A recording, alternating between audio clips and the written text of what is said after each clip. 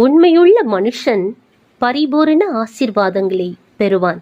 நீதிமொழியின் புஸ்தகம் 28:20 கூறப்படுகிறது. மோசே என்ற தேவ மனுஷன் கர்த்தருடைய வீட்டில் எங்கும் உண்மை உள்ளவராக காணப்படுகிறார். எபிரேயரின் புஸ்தகம் 3:2 இதை நீங்கள் வாசிக்கலாம்.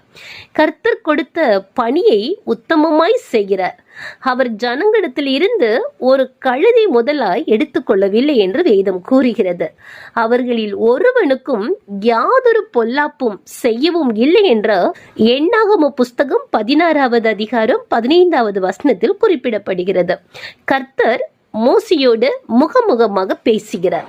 உண்மையும் உத்தமுமாய் நாம் இருப்போமே ஆனால் கர்த்தர் நமக்கென்று வைத்திருக்கிற அந்த பரிபூர்ணமான ஆசீர்வாதங்களை நமக்கும் தந்து நம்மை ஆசீர்வதிப்பார். ஆமீன்.